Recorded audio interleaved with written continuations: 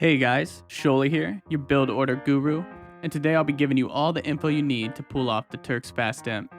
We'll be going with a 28 +2 build order, which is great because it puts you in Imperial Age in just under 20 minutes, with a perfect time of 1941. The Fast Imp is a high-risk, high-reward strategy with the goal of surprising your enemy and going all in with your superior military. The build leaves you vulnerable through the early game though, so it is mainly used on Arena. If you're feeling real ballsy, you could give it a try on any other walled-off maps, like Hideout or Hill Fort, but if the big bad wolf comes knocking, you're in trouble. You can technically Fast Imp with any civ, but no one does it better than the Turks. There are 3 reasons why. First is that they get chemistry for free. This makes it so you can immediately make hand cannoneers and bombard cannons right when you hit Imp. This gives you a powerful composition that is close to fully upgraded, ready and waiting at those Imperial gates. Also, not having to spend the resources for chemistry allows you to instead spend them on your army. Second is that all of the Turks' gunpowder units have 25% more health, and all gunpowder units are created 20% faster. Massing an army quickly is crucial with this strategy.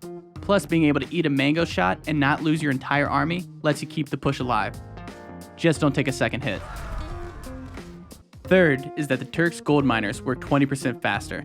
This is really helpful in getting that under 20-minute mark and saves us from having to spend the resources on the gold mining upgrade. Something that doesn't directly impact the strategy, but is worth noting, is that the Turks get the light cav and hussar upgrades for free. This isn't overly significant, but it's a small thing that may be the difference between you getting a relic or not.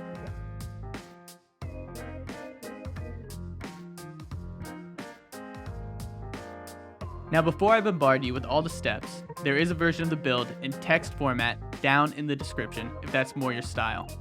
Feel free to use it, tweak it, or make notes with it. Also, this build has a lot of similarities to the Fast Castle, so if you've gotten that down already, you'll have an easier time remembering all the steps. Lastly, you will need to lure all of the available deer, so if you don't know how, now's the best time to give it a try.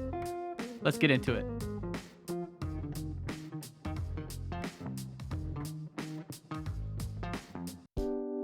Start by making 2 houses and use your scout to find all of your sheep and boar. Then send your first 6 villagers to sheep, followed by the standard 4 to wood. Try and pick the best spot you can because you will only be making 1 lumber camp the entire game. Next, lure your first boar.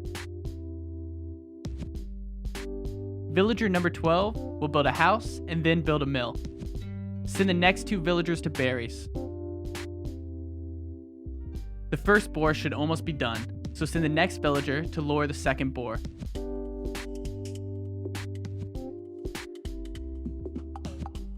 The next villager will make 2 houses and then go to berries. This will give us a total of 4 on berries and enough pop space until Castle Age. Make sure to start luring deer by this point. Send the next 3 villagers to wood on the same lumber camp as before for a total of 7. Then send the next 3 villagers to food under the TC. Lastly, send 5 villagers to gold. Once the food under the TC starts to run out, start seeding farms until you have a total of 8. An important difference for this build order compared to most is that you need to save 2 sheep for later, so make sure to keep those off to the side. Click up at 28 pop. If done correctly with no idle time, you should click up at 10:01, putting you in Feudal at 12:11. Once the food under the TC is gone, send 3 villagers to chop straggler trees and the rest to seed farms. At this point, you should have 8 on farms, 4 on berries, 7 on wood, 5 on gold, and 3 on straggler trees. You should also still have 2 sheep. These sheep are crucial because we want an extra bump in food in Feudal Age, but not for the whole duration or cost of a farm.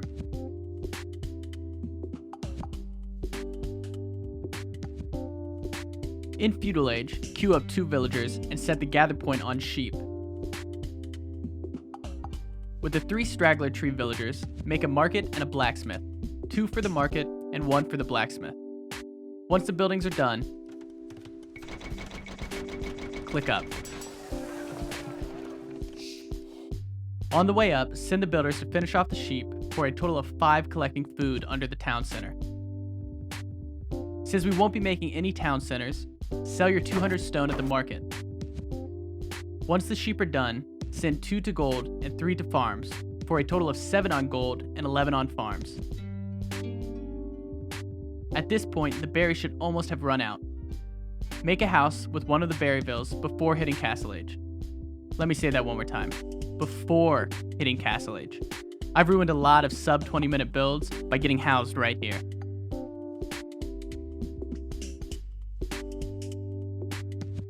Now once you hit the Castle Age, queue up 2 villagers and send them to gold.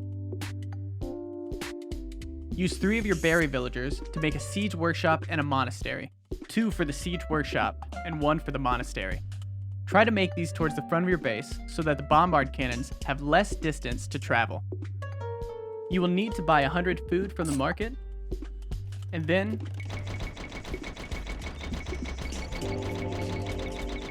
click up. This is the last stretch until it's time to come out guns a-blazin'. On the way up, use 2 of your berry builder villagers.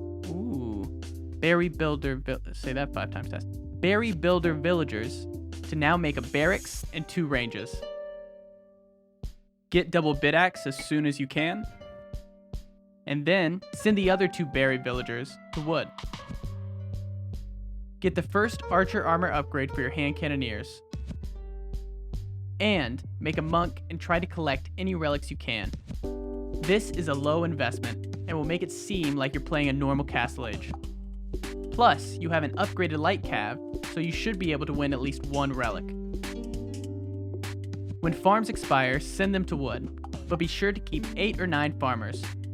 In that range, you will be able to have constant hand cannoneer production from both ranges.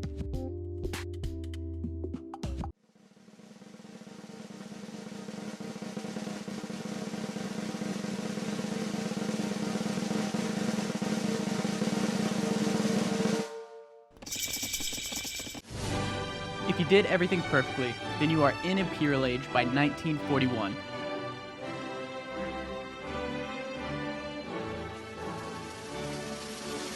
Of course, if you did it more slowly, you are still good to go, but your opponent will have more resources to fight back.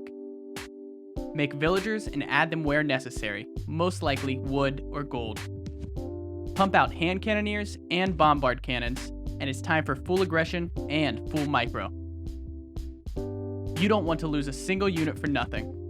For good measure, even send your monk forward to heal. Production buildings, castles, and TCs are your main targets. Once they fall, it's time for the GGs. This is where I push you out of the nest and let you fly, you beautiful musket-carrying baby birds. If you want to see the Turks fast imp played out by the real pros, there are links in the description to the Viper and Hera doing it at the top level. If you want to see what it looks like when you play it, you can come hang out with me on Twitch and see it live. If you enjoyed, please leave a like and subscribe, and comment down below any build orders you would like to see in the future. Thanks for watching, and good luck out there on the ladder.